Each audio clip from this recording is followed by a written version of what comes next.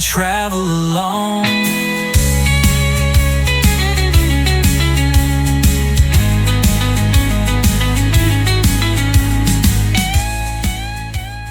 Well, Phil, thank you so much for being on Cross Currents today. Well, it's my pleasure. Always good. Talking to anybody from Rhode Island is going to be a treat for me. That's where I was raised. Although I don't sound like it anymore. I have a lot more Southern in me after living here for over 40 years. Yeah, I guess to start off with, how was your upbringing in Rhode Island? Where did you grow up? I grew up in a much maligned community called Barrington. In fact, my friend Jonathan Flynn, who lives in Pawtucket, he calls it Barrington. Anyway, so that's where I grew up, and my father was the minister, the pastor of Barrington Baptist Church, which is still, as far as I know, still going after all these many years. And so I grew up in an exceedingly wonderful home. My dad was probably the greatest person I ever met, and he remains. I don't have a lot of people of faith in terms of like pastors or whatever that I admire all that much. But my dad is the one that reminds me that it's still worth the journey. And then my mother, his wife, she was the church organist and pianist. And so we had music going on all the time. And my mom had a specific love of Black gospel music, particularly Mahalia Jackson. And for whatever reason, that's what rubbed off on me, was that soulful stuff, which probably is one of the reasons why I became a Hammond organ player and a blues player. Yeah, but I loved Rhode Island. I still love it. In fact, I vacationed up there last October down in Little Compton with my ex-wife, who's also from Barrington, and our daughters, and the woman I've been dating for a while. All went to Little Compton and just enjoyed clams and enjoyed the Atlantic Ocean and had a great time. Yeah. So I love, in fact, I have a record, Justin, called Providence, which came out in 2018. And it's all about the Ocean State. So you might enjoy that one. Oh, very nice. Yeah, I'll have to check that out. Yeah, please do. When you mentioned playing the organ, did you learn that at an early age? No, as a matter of fact, my mom was giving me piano lessons when I was really little, and I just hated it. I hated, it was one more thing my mother was trying to get me to do. And as you can imagine, most of our lives, for those of us who were raised by our moms, there's a lot of policing in that unfortunate job of theirs. So here yet again was one more thing, and I just hated it. And then they got me a legitimate teacher. I realized all these years later, I'm probably ADHD, whatever. I could not, I had a good enough ear that I could learn the early stuff, but I wasn't reading it. I just had it memorized, and at some point that caught up with me, and much to the disappointment of my teacher. I mean, she knew, she actually cried, I guess, when she talked to my mother, because she thought, this guy is meant to be playing keyboards. And but I didn't know that. I just wanted to enjoy life, play out in the woods with my buddies, and play drums. So the first thing that I legitimately played that I seemed to have a lot of promise with was drums. To that end, I still collect old drums and restore them, and I've always been about the drums. But then the songwriting bug bit, I think, when I was about 17, and there was I had a girlfriend from the church, that I went to high school with, and I think I wrote her a love song. That has evaporated, whatever that love song was. But that was my first realization. I'm pretty good with words. And then eventually that led to me switching over to piano. And for a couple of years, I played, since I know a lot of your interest is in the Christian music world, I started playing with a gentleman named Phil Madeira. And that was about 1976. In fact, I just had Phil come in and play on a blues record that I produced this past week. So I still see him. Not as much. We're not as close as we were way back when, but that's just life. But it was great to see him and great to have him come in and just play some blues, you know. Yeah, I was just the other day listening to the Phil Keggy Band album Emerging. You sing on Struck by the Love. Wow. Struck by the Love, which I wrote. I wrote that in my parents' basement in Barrington.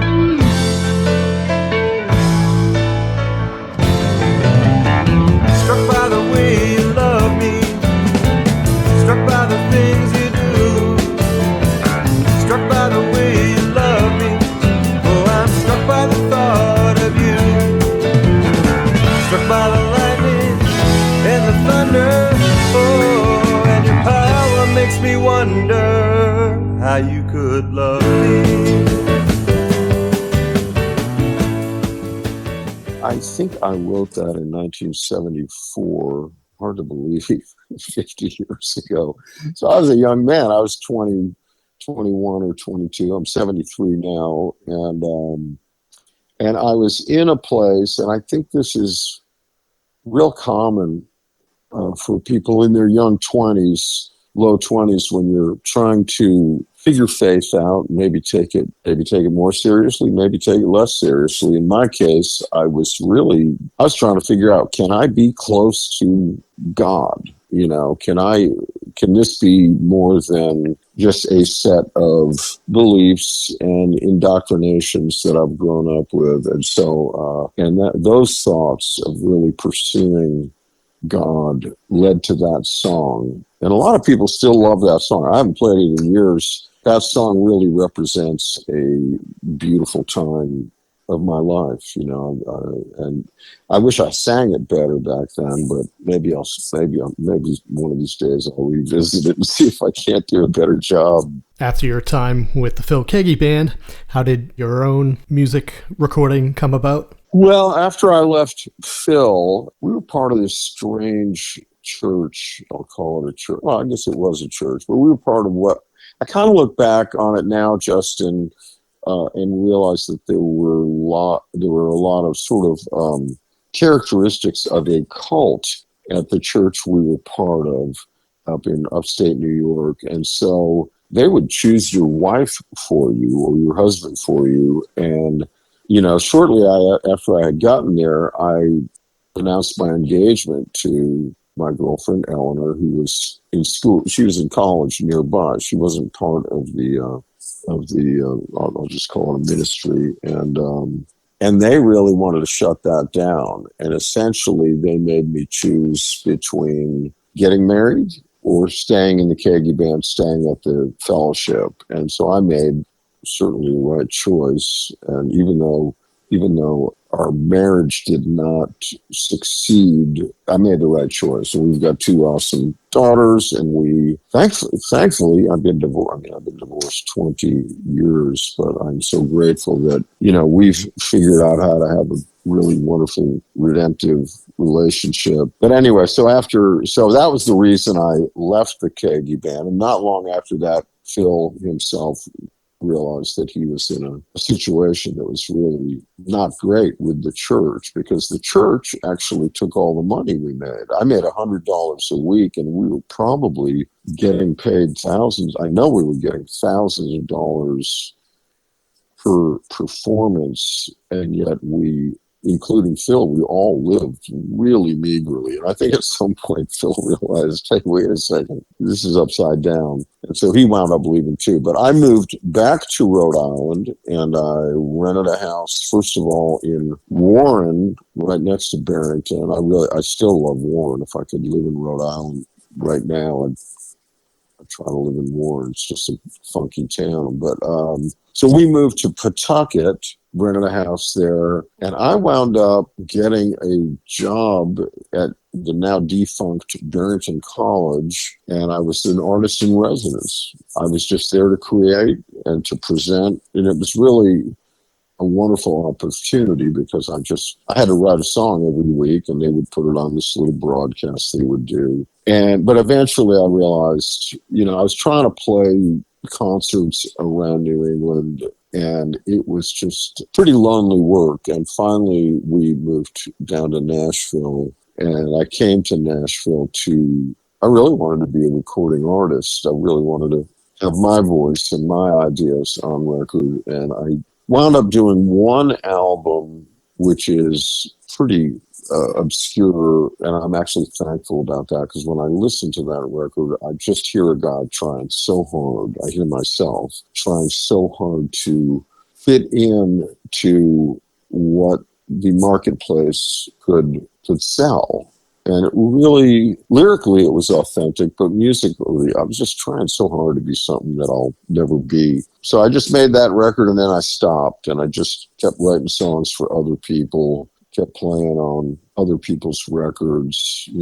Amy Grant, who remains a wonderful friend. In fact, her husband, Vince, just played on a new project I'm working on. And so I had these great relationships, but Christian music, I felt like, was too narrow for me. Musically, for one thing, there just wasn't much that appealed to me. I like roots music, and I like jazz and blues and bluegrass, all this stuff that there's not a lot of on your CCM station. But, wonderfully, I was playing with Phil Kagi, who he was in LA by this time, and I told him, man, you should be in Nashville. And so he wound up moving here. And I would go out and play some shows with him.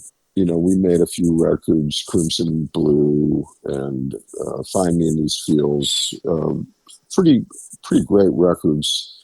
I'd go out and play with him. One of those shows we played was out in LA, and I met a couple named Buddy and Julie Miller. And so Julie was on Word Records. She was really different, really quirky. And we just connected. And when they moved here to Nashville, Buddy started hiring me. And Buddy was also in Emmylou Harris's band. And at some point, and I think that's how I came to her attention. And then at some point, she had me play on one of her records. And that opened a door. I think it's been 17 years that I've been playing in Emmylou's band. And so what's great is that I think in 2009 or 10, I just decided, I had done a record called Mercyland. Are you familiar with that? Oh, yes. Oh, okay, good. You're the one.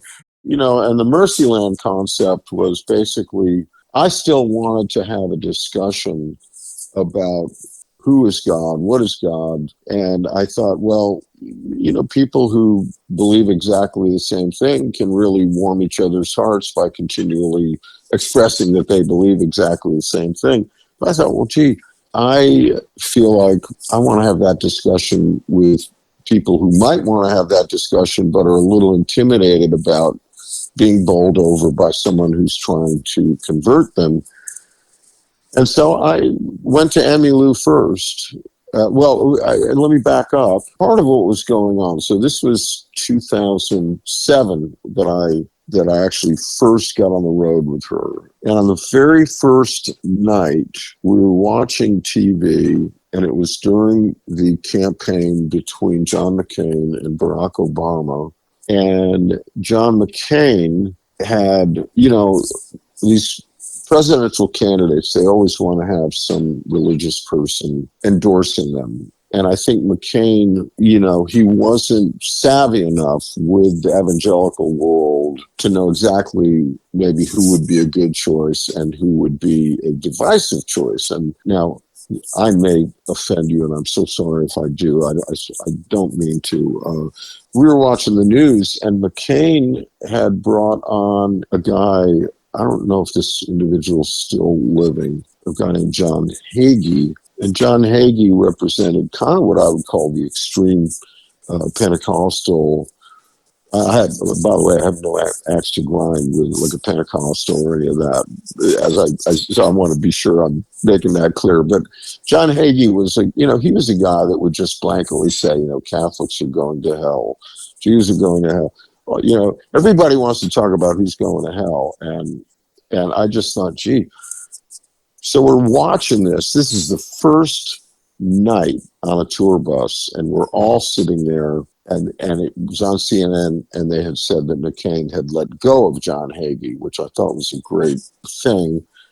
And I just kind of blurted out. I don't know if I would do this all these years later, but back then I knew some of the folks on the bus knew I was a person of faith, and so I just said, I just want to say something.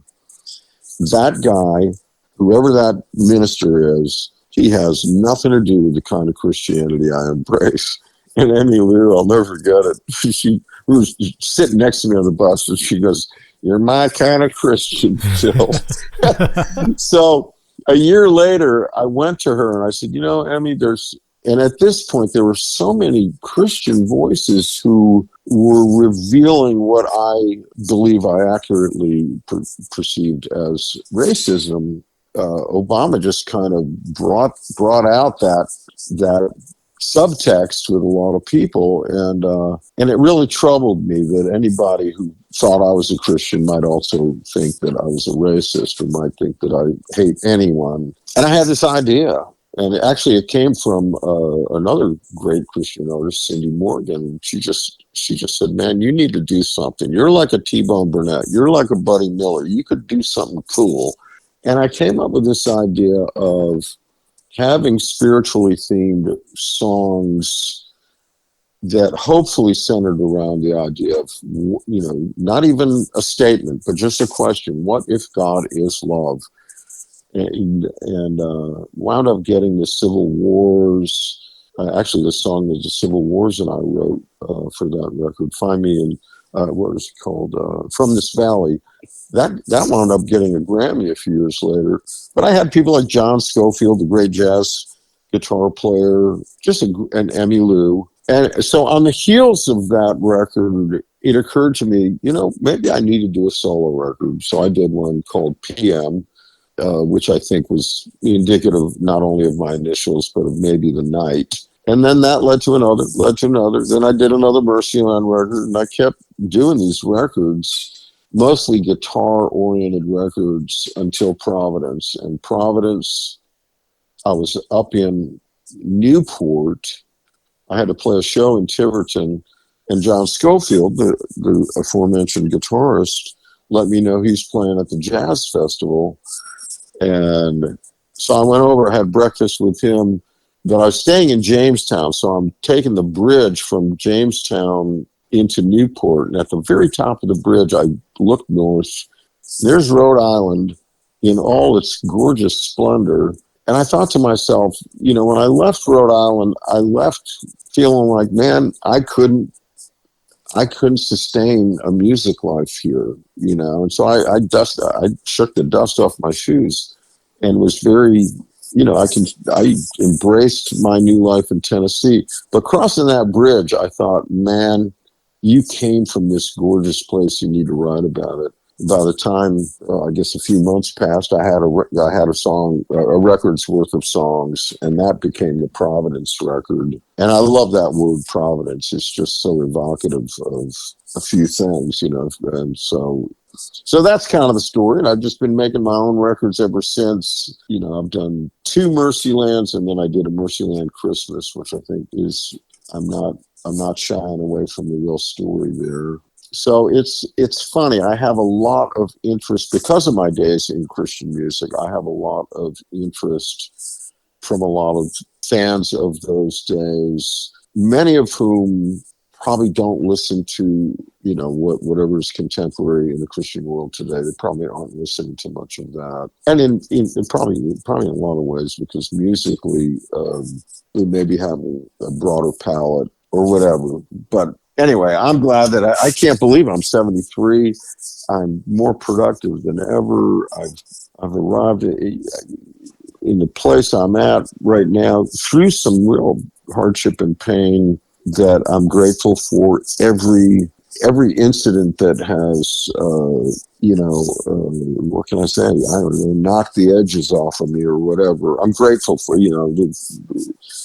my Hornet's Nest record touches on a lot of that stuff. Some pretty heavy rejection, and I would not trade it for the world because, when you have something bad happen to you, you've got two choices, essentially, maybe three. One is indifference, one is bitterness, and one is goodwill. And for me, I'm just so grateful that whatever work has been happening inside my heart, even in a conversation like this with somebody I do not know, and for all I know, we could disagree on a lot of things. I have no idea. I don't know you. But I want you to get off the phone today and say, wow, that guy has goodwill. He is, and that's all, if I'm remembered for anything, because there's plenty of bad stuff I could be remembered for. I can be a jerk as well, but I just want to be remembered as a peacemaker. Yeah, I appreciate how your songs deal with real life and love, and then wrestling with doubt and grief. Especially in Christian music today, you don't find that vulnerability. I absolutely agree. A lot of the prosperity gospel, and they want people to be squeaky clean before they can come to Jesus. And no, Jesus meets us where we are, and life is just messy. Yeah, I totally hear you, Justin. And I essentially, in the age that we live in right now, I mean, it's really been a messy last 8 to 12 years have been really messy in terms of what people who identify themselves as Christians, I mean, people who are really outspoken about Christianity, the agenda seems more political than it does. I don't see a whole lot of obvious loudmouth Christians who are just willing to love a person as they are. And sometimes I guess oftentimes, even though my faith is very centered, using the word Christian these days just sends unless you actually clarify, I do not hate gay people. I am not, I don't love guns, or, I just certain, but there are all these hot buttons, and I have found that the minute you use that word with a stranger, 40 years ago, I might have said, well, I'm a Christian. Now I get it. Now I've seen so much bad behavior on the part of people who claim the name of Jesus, but I don't know. I've kind of had it, and I just want to be gracious, but I've had it. But yeah, in my music, I don't know if you're familiar with the name Gordon Kennedy. Oh, yes. Okay, so Gordon and I, we've written a bunch of tunes over the years, but one of them is a song called Can't Shake Jesus, which Ricky Skaggs put on a record, I think, called Mosaic. And Ricky closes a lot of shows with this song. And it's kind of a brutal lyric about the suffering of Christ. It's so brutal, I'm uncomfortable singing. It's like, I saw the Passion of the Christ. I don't need to see it twice. So I've never been comfortable singing it, but it's not because I don't believe it. It's just a heavy image. And but my point being that I can't, the word, that title, I Can't Shake Jesus, that came out of my own mouth when Gordon and I were talking one day, and that turned into the song. You will hear these snippets in probably every one of the records I've got. You will hear something that if you're literate with the Bible, you'll say, oh, it's almost like Flannery O'Connor. If you read Flannery O'Connor, you're going to see these little snippets that are just, even if you're not a person of faith, but you're a literate person who's read enough of the Bible, you'd see it. So I'm not trying to sing gospel music, but I know because I know that I have a certain mindset because of my faith. And, but I don't like being known as a Christian artist. I don't like being known as a Christian again, because It's just like, because most Christians I really wouldn't want to be hanging around with at this point. But and that's another great irony. You know, every Christian band I've been in or whatever, there's always been drama. There's always been. In fact, I took my hike this morning with one of my dear friends, Todd Bragg, and he plays for a Christian artist named David Crowder. And I was saying to Todd, you know, the first drama-free situation I was ever in terms of bands and touring ensembles, was Emmylou, was Red Dirt Boys, which is the band that Emmylou takes out with her. But we also we play shows in and of ourselves. And we are not policing each other's every move. And, you know, I gotta say I love it. But so, hey, so did you listen to the Falcon record? I did. Wow, that was incredible. Oh, thanks so much. Yeah, that comes out July 18th. The title of the album, how did you come to that? That's a great question. Originally, you know, I realized that a lot of the songs I was writing centered around things that happened in Indiana. And I wanted to write about the early days of my professional life as a musician. And like I met Phil Kagi when I was in Indiana, and I saw Bob Dylan in Indiana. And it seems like the germ of the community I eventually was embraced by started by going to a little school in the middle of nowhere in Indiana. So originally I thought about calling the record Indiana, and then I just thought, you know, it's kind of been done. Like Sufjan has his Illinois record, and what does it really say? It doesn't really say anything. And then I thought about my beloved Ford Falcon that my mother had bought me with her organ playing money. You know, she got paid a little bit by the church to play organ on Sunday. And she bought me a pretty beat up 1964 Falcon wagon.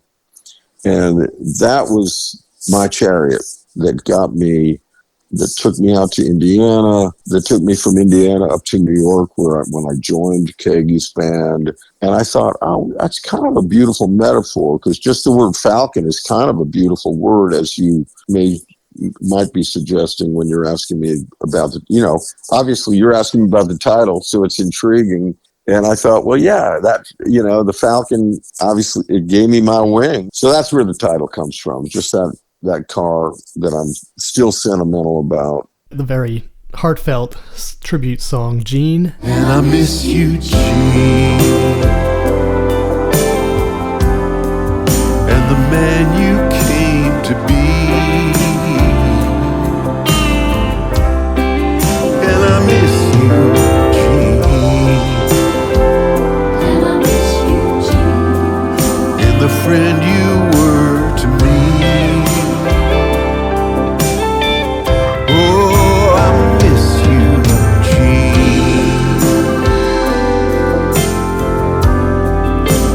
Man you came to be.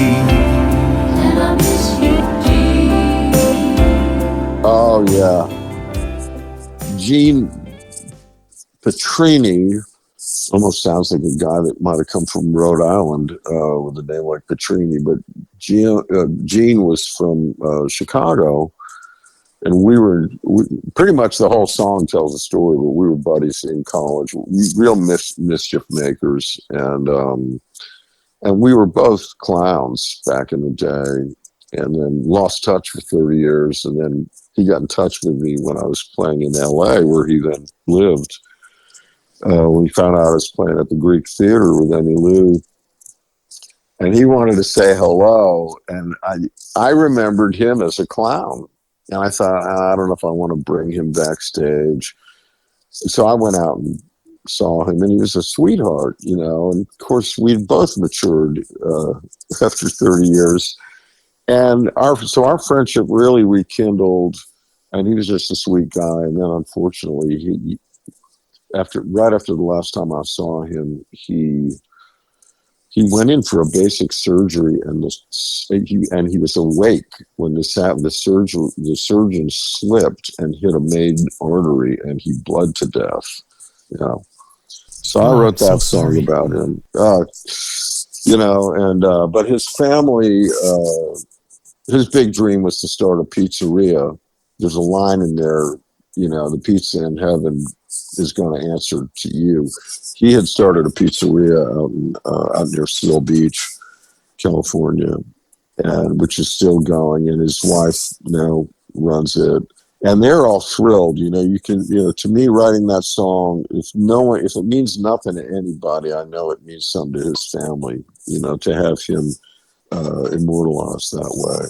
Do you have a favorite song from off the album? You know what? I will say that the very last song, I don't think I have a favorite, but I think the very last song, Lesson of Love. When he came out, you slammed the door.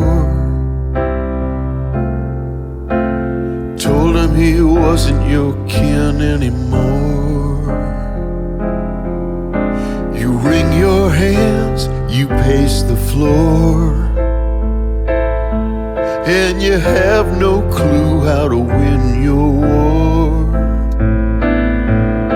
You have no clue how to win your war. If I want anything to be heard, and you know what? It's not the grooviest. It doesn't even have a groove. It doesn't even have drums. It's just me and a bass player. But in fact, I wrote that after I had finished most of the record.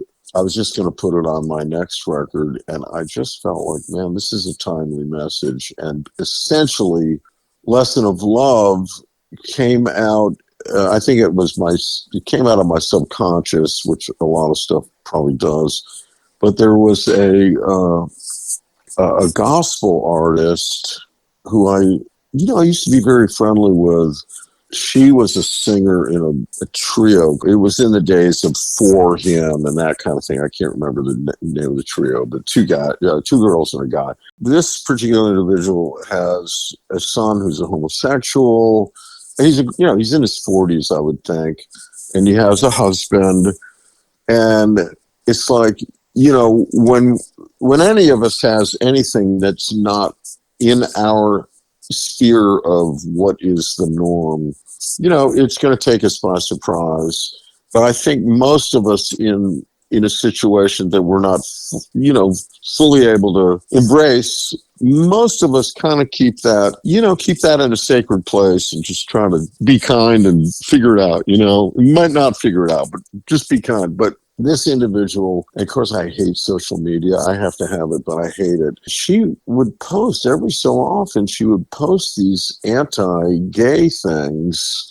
And I thought, gee, your son has to see this on your page. And he's got to know that what is most important to you is letting the world know that you think this is horrible. Anyway, one day I was just sitting at my piano, and I just thought of, the line came to me, you always dreamed of Jack and Jill, blah, blah, blah, blah, blah. And now you call your son a $3 bill. And I'm not even moralizing in the song. I'm not saying whether or not I think something's right or wrong. Although I'm a pretty liberal guy, and I think assumptions can be made. But I'm not trying to shame anybody for where they're at with any particular issue. To me, it's like, all we can do is love a person. Our words are never really going to change a person's mind. Just like politically, if you and I were on the opposite side of a fence, whatever I say to you, whatever you say to me, and we might post stuff on our Facebook pages, but really it's just going to be, I don't really think it's going to change anyone's mind. And I believe the same thing about gender and all that stuff. But I felt like I just needed to make a statement that said, I am not against, if I'm against someone, I'm against the person who's against everybody, and I just want to embrace a person right where they are. And, if they are really a bad person, well, I'm going to have a boundary there. Anyway, so I think the most important song is Lesson of Love. It's just what's the chorus? Someone's trying to get a message to you. I'm writing to a parent who cannot handle what their child has become or has revealed. Someone's trying to get a message to you, but you're too afraid to let it through. You take the hard line. You're going to play tough, and you still haven't learned the lesson of love. And there are a lot of things beyond our control, with most people in our lives. We can't control everything. So what are we called to do? Just love that person. You are not going to do the work. Your words are not going to do the work in that person's life unless they're just words of love, and that's a real trusting of the greater hand that's hopefully at work in all our lives, not feel like we've got to bludgeon people. So that's the most important. So I guess from a standpoint of what a piece of music might accomplish, it's my hope that song might even speak to the heart of that woman who can't stop posting stuff about, what she hates about her child. Do you have any memorable stories of artists that you've produced? Well, certainly Mercyland opened the door for me to work with a lot of great talent. And, working with Amy Lou is just amazing. I got to produce, all those tracks are really special because they were one-off. They weren't full records of an individual artist. But one of my most joyous experiences has been making 2 records for a Norwegian band called Humming People, and going over to Norway and spending 3 weeks at a time on each of those records. Just unbelievably great musicians. I mean, guys in their mid-20s who were way better than I was, when I was their age. Just beautiful guys in a beautiful setting. And in the summer when I was over there, the sun never went down. We're so, so far north that it was always light out. But, and then just, I'm so grateful that I've gotten to work with a few heroes, John Scofield, Keb Mo, and obviously Emmylou, Buddy Miller. Just grateful for all of it.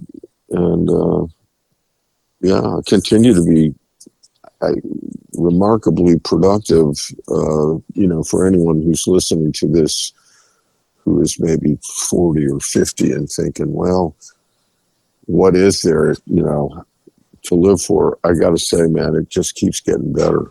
Before we close things down, when you're not writing music, do you have any favorite pastimes or things you like to do? Yeah, I hike every day. And like I said, I think I was saying to you that I have this little Miata that I love driving around. I'm in a top town, but that might have been another conversation. But I love just getting out in my little sports car, which is real old and beat up and cheap. I love it. And then, I love spending time with my daughters and with my girlfriend. Travel, I'm a big travel nut. And, I do a songwriter workshop. I'm doing one in July. I just did one in Ireland in April with a guy you may have heard of named Sammy Horner, who's worth checking out. But my songwriter workshop, which is work, I've developed this. I didn't even think of developing a community, but it's turned into that. It's just a real affirming, wonderful place of creativity.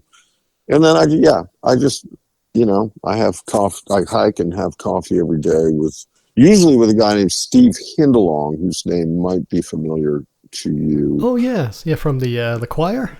Yep. So Steve and I hike every day. He's with Sixpence None the Richer right now down in South America. So I'm grateful. At the end of the day, I'm just a man who's exceedingly grateful. Well, thank you so much for taking the time to be with us today, Phil, and sharing your heart. Well, thank you. And let me know when you broadcast this. Thank you so much for reaching out to me. And I really appreciate it so much. And I wish you every blessing. Oh, thank you. You too. Fantastic. Wonderful to chat with you. Cross currents will journey on. Together we'll find our song. Turn it up.